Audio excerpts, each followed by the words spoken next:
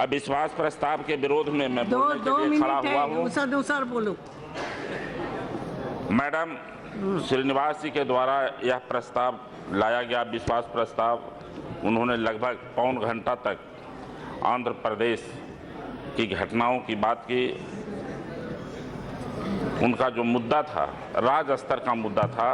अब मैं समझता हूं कि विश्वास प्रस्ताव लाना जब राष्ट्रीय कोई मुद्दा हो, कोई बड़ा मुद्दा हो, तब लाना चाहिए था, जैसा मुझे लगा। मैं पिछली बार भी सांसद था 15वीं लोकसभा में, उस समय भी मैं कुछ देखा था कि लगातार हम लोग पिछली बार जब एनडीए में थे तो डेली कुछ न कुछ घटना, कभी कोयला घोटाला, कभी 2G का घोटाला, कभी 3G घोटाला, कभी स्पेक्ट्रम घोटाला, कभी कॉमनवेल्थ घोटाला, लगातार घोटाला हो रहा था पिछली सरकार में। फिर भी आंध्र प्रदेश के नेताओं ने जो आज गलती की है, मैं समझता हूं कि आप दिल्ली में सरकार में थे, आपको चाहिए था कि सरकार से बात करके, एक बार नहीं, हम लोग भी आपके साथ काम करते और आपको विशेष राज्य का दर्जा का जो सवाल है, सारे लोग कह करके उस काम को करने का प्रयास किया जाता।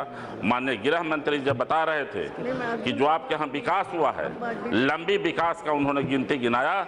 मैं तो चाहता था कि आप लोग दिल्ली की सरकार में रह करके और वहाँ आंध्र को विकसित करने का प्रयास करते, लेकिन अविश्वास प्रस्ताव ला करके आज प्रधानमंत्री पर आपने अंगुली जो उठाया, ऐसा होना नहीं चाहिए था। देश का प्रधानमंत्री एक पिछड़ा का बेटा है, चाय बेचने वाला का बेटा है। आज अगर जो गरीबों का हाल है देश में, यह कांग्रेस पार्टी का दिया हुआ, लगातार 55 साल तक कांग्रेस पार्टी की सरकार दिल्ली में रही है और कहा जाता है कि गरीबों के पास आज पीने का पानी नहीं है, गरीबों के पास छत नहीं है, गरीबों के पास बिजली नहीं है। यह किसका देन है?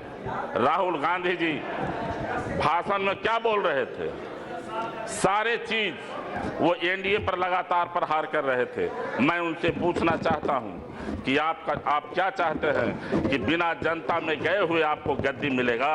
जनता दोबारा आपको माफ नहीं करेगा।